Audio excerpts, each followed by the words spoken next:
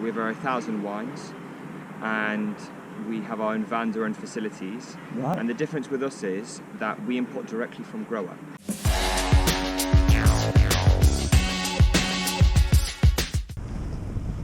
This is a bit of an unusual one, guys.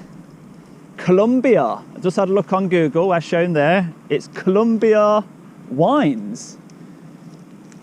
It's got these lions which are wrapped up for some reason. Got a camera there, but it has got an open gate, and we have got these traffic posts that come up out the ground as well.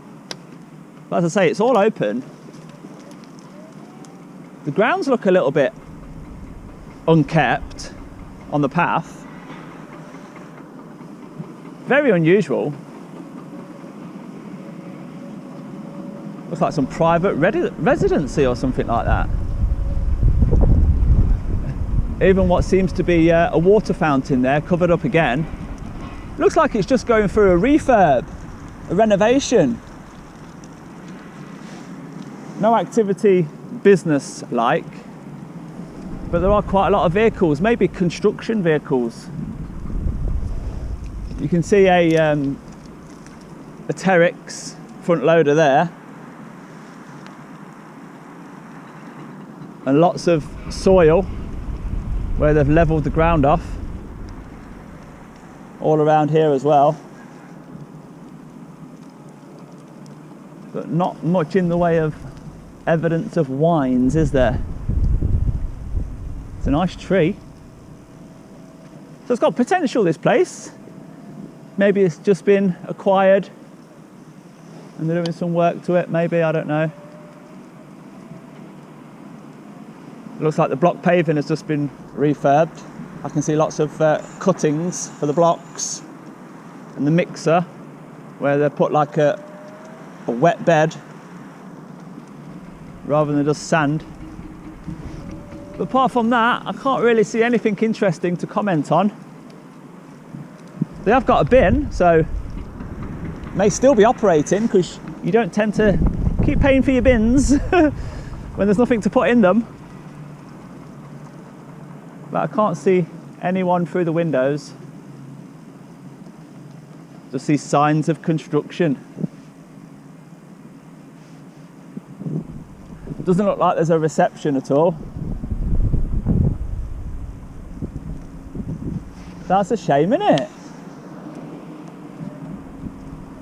We did try. It did show signs of being promising, especially wines. You know, come in, have a look. Let's show you around. This is what we do. This is what we're proud of. But unfortunately not. So we'll have one last look at that fountain. Then we'll leave this one here. Maybe include it in the multi-video clip compilation that we do. There's the fountain, look. All wrapped up. All this slabbing area here seems to be new as well. All this patio area, although there is some cracks on the floor there, on this one.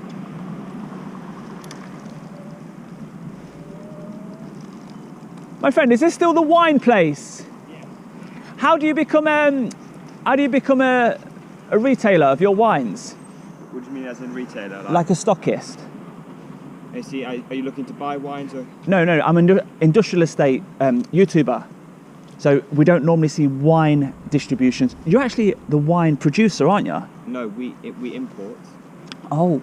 We import, and then after that, we basically distribute to restaurants.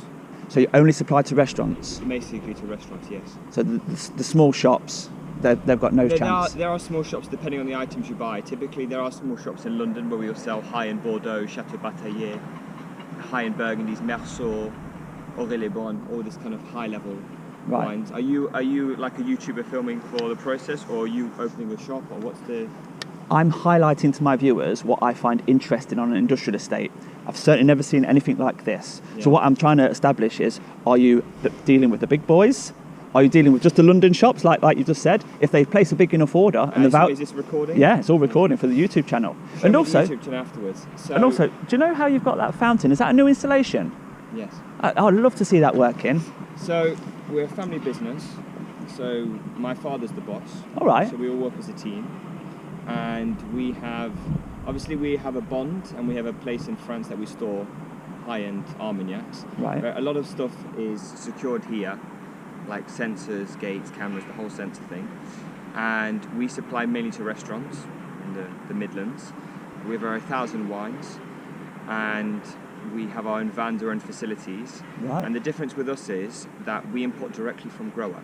So you'll find a lot of wine merchants, they will basically buy from someone else. Let's say you take a Pinot Grigio on the base level. You buy it for £2, and then from £2, they buy it from someone else at £4, and then another supplier buys it at £6, and then the consumer, who's the end person, whether it's they buy it in a restaurant or they buy it from a shop, pays the higher amount. Yeah. But the bottle is only worth £2. Yeah. So they're being done because everyone makes money along the chain. Yeah, you're cutting out all those profits in between. We just basically buy it at the price there and we give it straight to you, which means that we can compete. And because we're a family business, we don't have loads of salesmen on the M42.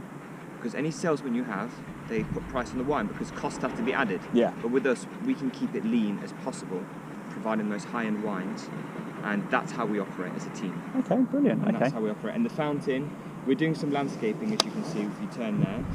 And basically, we want our high-end clients from usually restaurants or producers will come. Yeah. And then they will see. Obviously, it doesn't look good, I'll be honest, but it looked much worse. Yeah. No, I can see that you are doing major improvements we are leveling here. it.